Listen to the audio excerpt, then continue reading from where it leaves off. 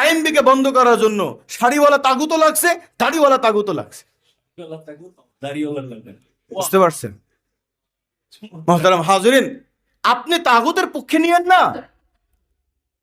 পক্ষে দুই রকম হয়, একটা হলো ভয় দেখানো, এটাও মুনাফিকদের কাজ। কেন এর কথা নাই? আপনার সকলে খন্দকের যুদ্ধের কথা আপনার মনে নাই? আপনি তো জানেন কিছু মুনাফিকিনরা ভয় দেখাচ্ছে যে ওদিকে বহুত লোকজন চলে আসছে, গেলেই কিন্তু মেরে ফেলবে। আল্লাহ বলেনি কোরআনের মধ্যে?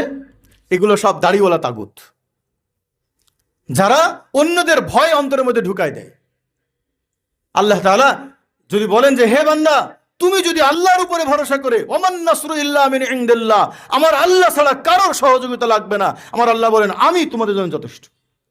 ওয়া কাফা বিল্লাহি ওয়াকিলা, আল্লাহ 100-এর মধ্যে 100% উকিল হিসেবে যথেষ্ট, আল্লাহ 100-এর মধ্যে 100% নাসির হিসেবে যথেষ্ট।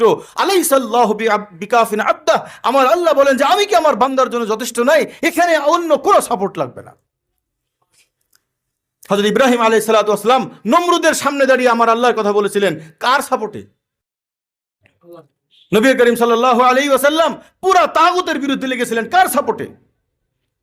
ওয়াকাইয়িম মিন নাবিয়্যিন কাতালা মাআহু রিব্বিয়্যুন, তারা যে কষ্ট পায়নি এমন না। আপনি বলবেন যে হুজুর সাপোর্ট না থাকলে সমস্যা। এই সমস্যা আমার নবীজি বুঝেছিলেন।